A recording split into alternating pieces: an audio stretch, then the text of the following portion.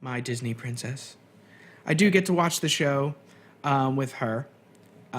It's just something that I do. But hey, I get to talk about it with her too. It's common interest. You guys might want to try it out. But it's talking about Disney princesses. It's Once Upon a Time. We're talking about Once Upon a Time. King Arthur and the Knights of the Round Table. Well, King Arthur is the worst.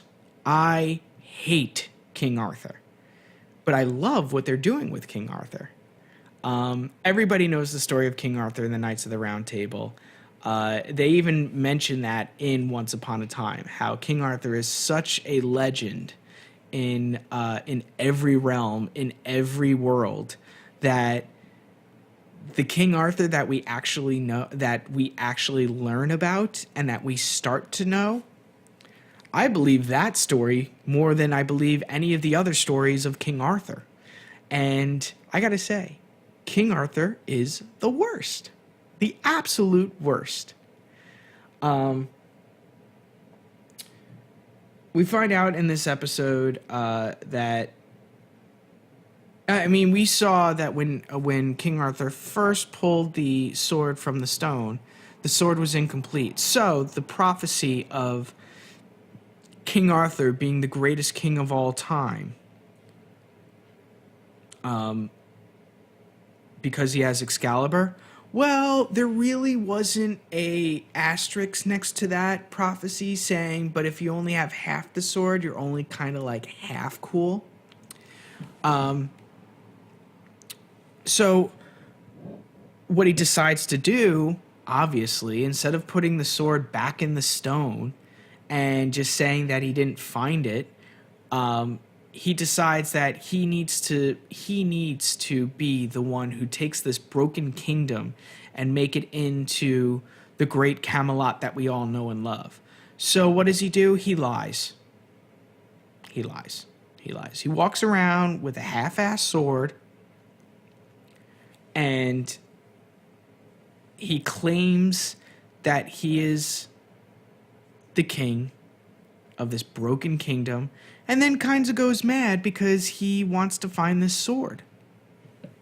He wants to find the other piece, and he figures out that the other piece of the sword is the Dark One's dagger. Now, the Dark One's dagger, for those of you who have never seen Once Upon a Time, the Dark One's dagger basically controls the Dark One. The Dark One is basically like all evil in one person.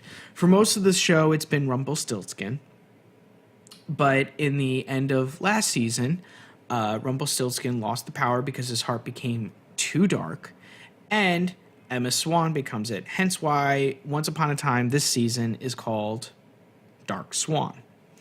It was funny. It just popped up right there. It was funny. So Once Upon a Time, so the dagger controls the powers. It also kind of is the leash of the Dark One. He or she who holds the dagger may summon the Dark One and may force the Dark One to do whatever their bidding is, as long as they talk into it. So kind of like, you walk up to it and you go, hey, Dark One, go walk around Central Park at 1 a.m. I guarantee you at 1 o'clock in the morning, you're going to go see Emma Swan. Space Army 115. Welcome to the stream, man. That is a follower. SpaceX Army 115. Welcome to the stream. Hi, how are you? I see you in chat. How's everything going? Talking about Once Upon a Time. So, welcome, new follower, SpaceX Army. Welcome. Hi. I love it. Very simple. Just letting people know that they're here. But anyway, back to the Dark One. So now the Dark Dagger, the Dark One dagger, we find out, or the dagger of the Dark One. There's that noble talk again. The dagger of the Dark One. Not the Dark One dagger, but the dagger of the Dark One is the other half of Excalibur. And King Arthur goes mad trying to find it. In doing so, he drives away his wife. And she starts to fall in love with another man, whom which we call Lancelot. Sir Lancelot, the knight of the purest of hearts. Thank you so much for being here. Thank you. Thank you, Lancelot. You are the knight of purest of hearts. Woo-hoo. So, they kind of fall in love. And, you know, it's not really, you know, it's not really legal because she is married to King Arthur. So Guinevere is kind of, you know, doing some of the bad stuff. But anyway, Guinevere wants to help out her king so bad, and Sir Lancelot also wants to help out his king. So they both embark on a quest to find the dagger of the Dark One and help King Arthur, who's gone mad. And in doing so, they find the dagger. Yay! They find the dagger. But of course, it's being, you know, protected by the current Dark One, who is Rumpelstiltskin. Hello, dearie. I love when he says hello, dearie. It's just great. It just makes me feel all sorts of fuzziness inside. So he, the Dark One has it protected, and he gives them, the real Dark One gives Guinevere and Lancelot a little powder, a little vial with a little powder in it. And I call it the Fix It, or Fix Me Now. Kind of not, you know, I'm naming it kind of like how Job names his Forget Me Now pills, which are actually roofies, but they're Forget Me Now pills. So Lancelot and Guinevere have this thing, and what they're going to do is they're going to pour it on Excalibur, and Excalibur will then look like whole. But it won't actually be whole. The powers that go with it are not going to be there, but, you know, hopefully he's not as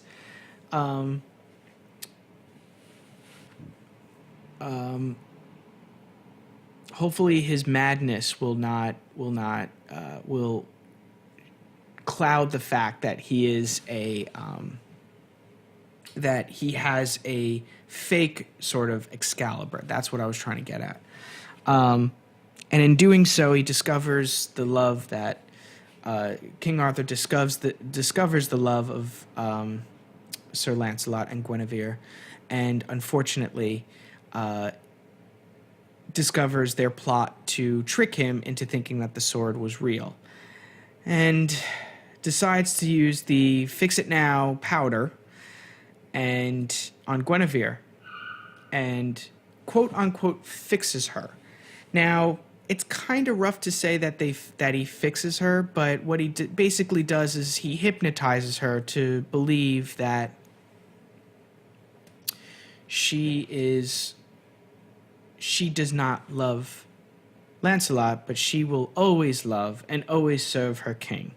So now things are starting to come up, and things are starting to make more sense as to, even though they're in Camelot, we weren't in Storybrooke this episode, but even though we were in Camelot, we saw that every interaction between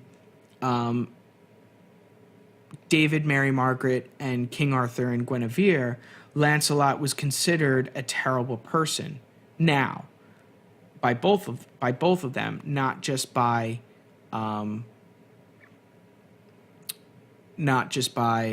King Arthur. So Guinevere is now hypnotized, and Lancelot was supposed to be dead, but wait, Mary Margaret discovered him last week, or 2 weeks ago. So she tells David, and David goes, well, you know what? I'm going to tell him.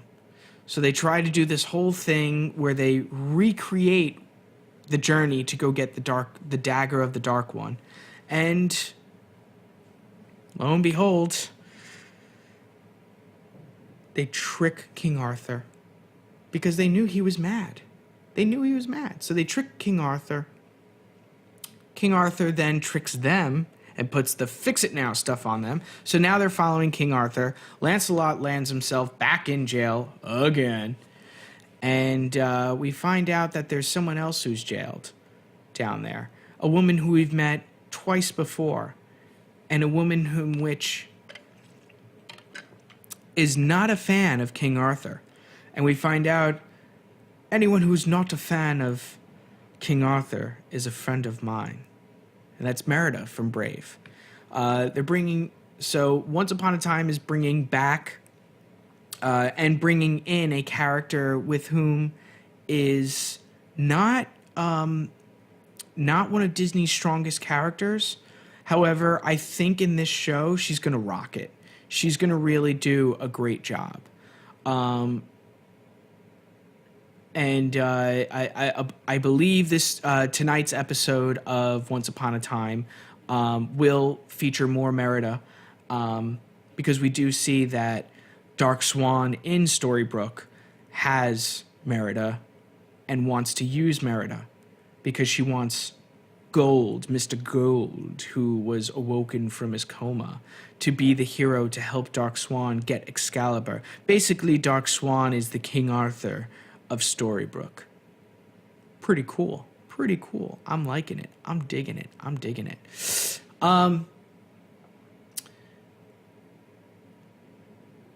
I love how they keep going back to the theme of every time magic is used, a price has to be paid.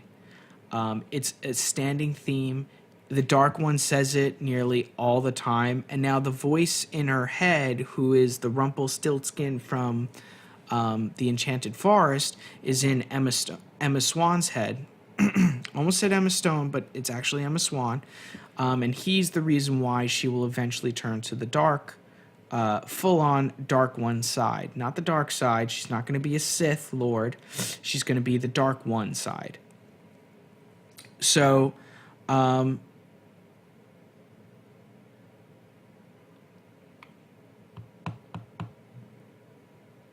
yeah. So,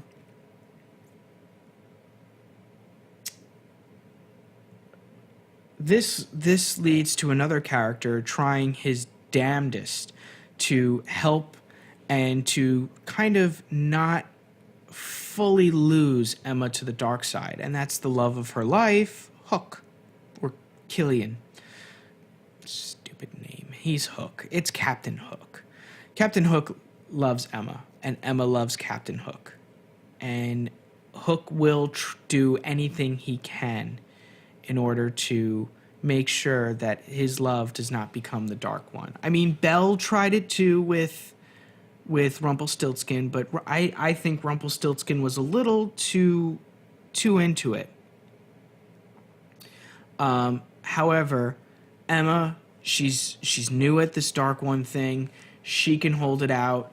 I think we got, Hook thinks he's got a chance. So what does he do? He takes her on a horse ride. He gets her to walk around and gets her to take her mind off of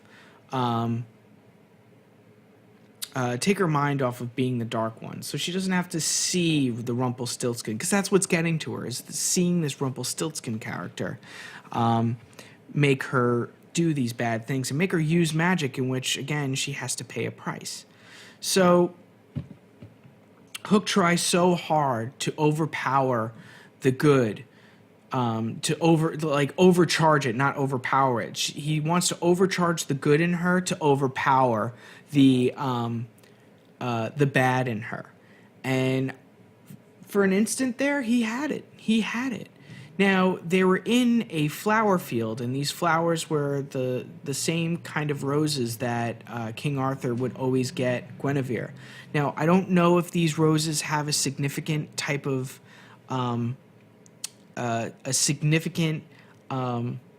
power to it.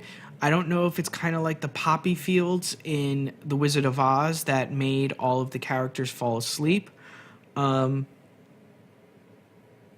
I think so. Or maybe it was just the fact that true love really does, but it's not true love's first kiss that will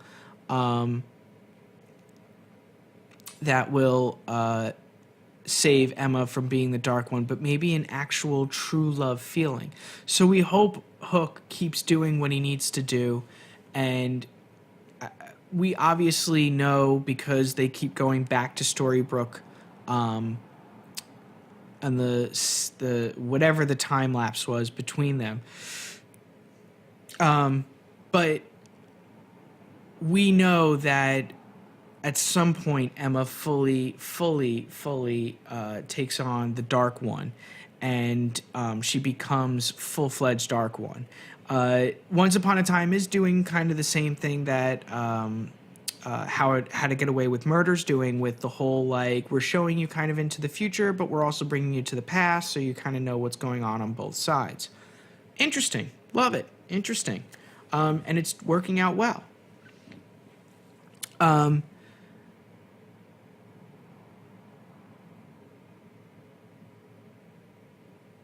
I'm interested to see what the straw that broke the camel's back is, that eventually brings Emma to full-on Dark One.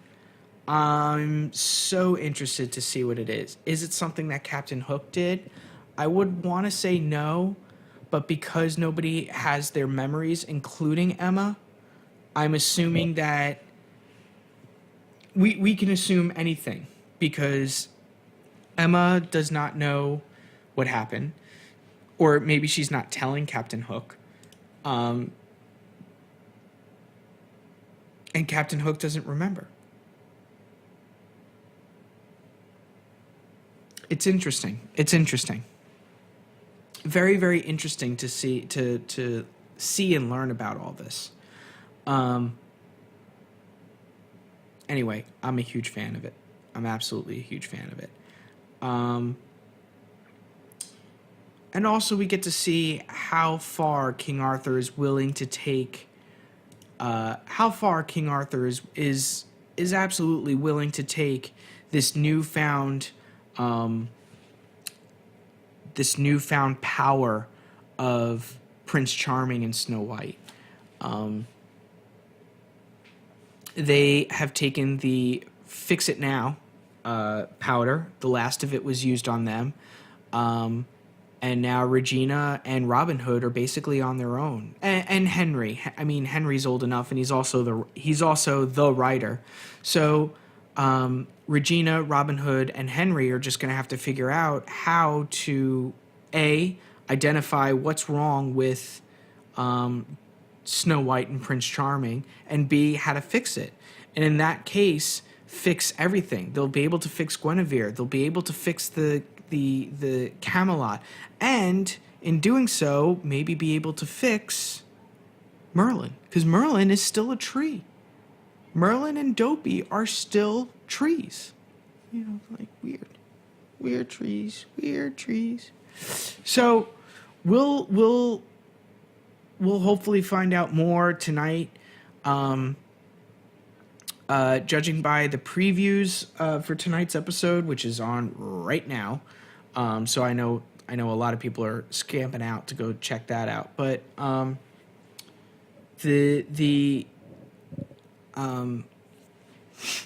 we will get to see Merida play hopefully a bigger part, because they did kind of that thing where they teased her that she's back in the thing, and yeah.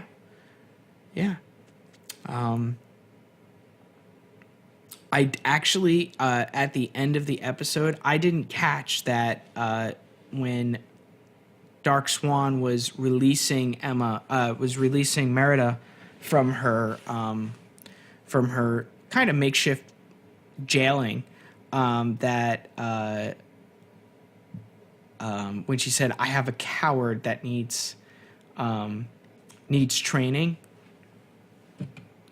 I completely mistook the coward thing and completely forgot that before he became the Dark One, and the reason why he became the Dark One was so that he would not be called a coward anymore, because he and his father were both considered cowards.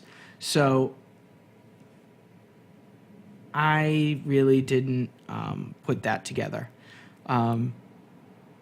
Whoopsie. So I guess Merida in Storybrooke is going to train Mr. Gold how to not be a coward. This should be interesting because I'm pretty sure we're going to get an awesome training montage, and then he's going to do something to mess it up, as he always usually does. But hey, that's just the way of being a coward. That's the way it is. But yeah, Once Upon a Time, it's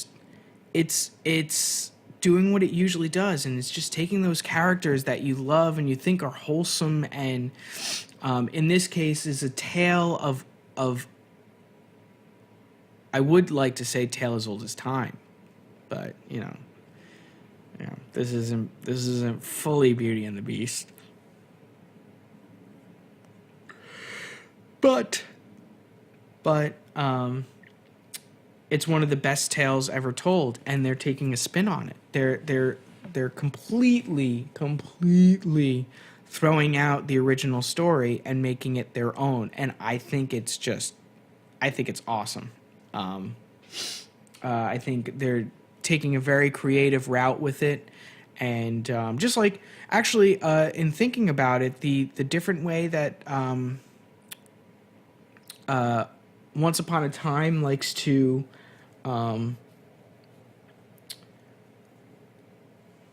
the different way that Once Upon a Time likes to discuss the characters thing is definitely the route that American Horror Story Hotel is taking with the vampire thing, and that's cool. It's great because it takes that theme that everybody loves, and then it just gives it to you separately. So you can sit there and be like, oh, well, I love Disney. I love this. I love the princesses. I love the villains and all that stuff.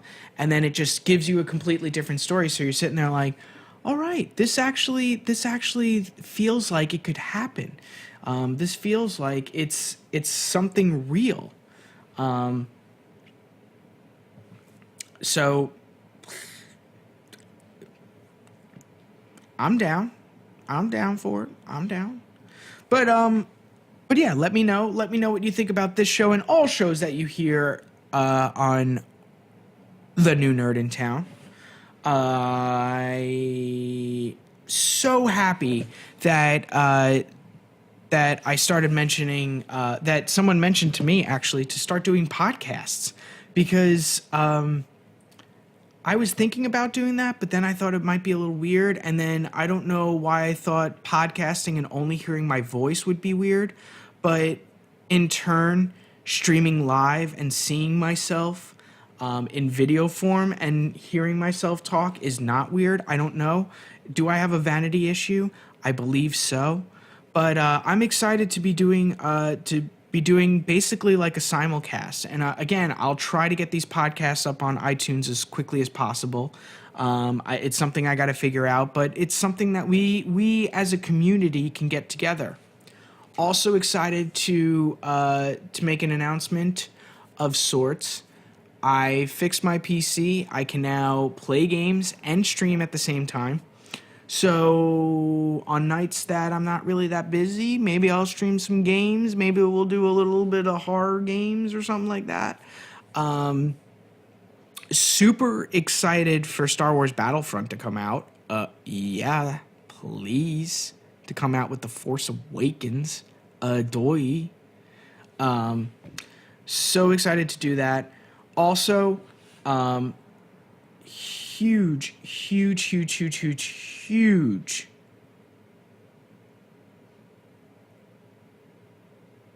shout out to the guys over at Crypt Camp Gaming. Hopefully going to be doing some stuff with them. Who knows? Gonna have a lot of fun all around. But yeah, we're gonna be doing these TV talks both here on Twitch. Definitely gonna cut them up, put them up on YouTube as I've been doing, and do the podcast thing. Why not? It's just audio. It's just like listening to the radio. So now you can listen to me all the time. Oh, yeah. You know you love it.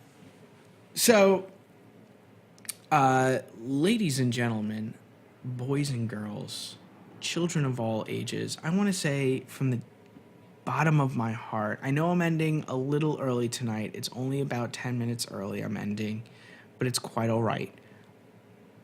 I love everybody out there. I love you. I love you. Love you. I love you. I love you. I love you. But especially, I love you. I just want to say I'm excited to see the fallout tonight from The Walking Dead. Get to see some of the excitement of what happens when all those walkers hear the horn from the attack up from the wolves on Alexandria. So excited to see that.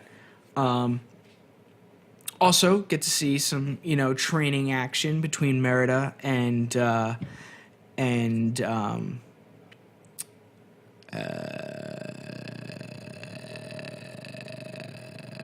Mr. Gold, the former Rumpelstiltskin. But also get to see, I saw the coming attractions for Gotham this week. And I gotta say, maybe I was a little wrong and a little harsh with Firefly. But again, she was a little too timid for my liking.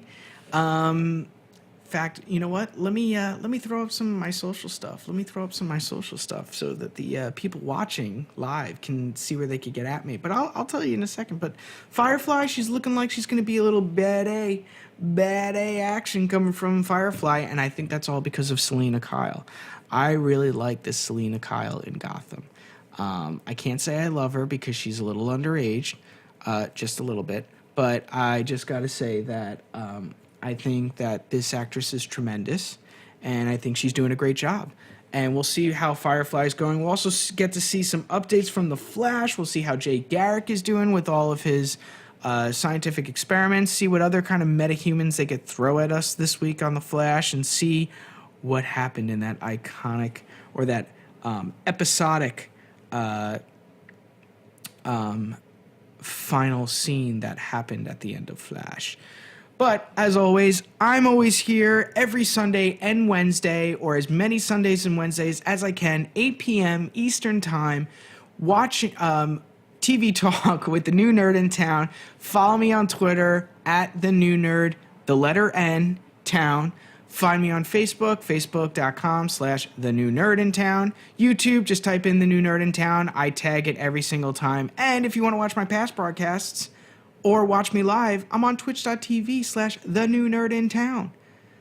And since I spent all that money doing that, I couldn't really afford the I in.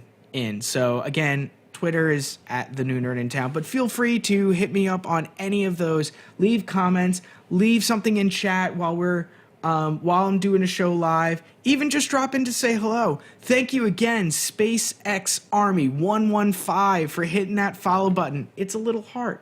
And it's right down there. I could see it. It's on the other side of the microphone.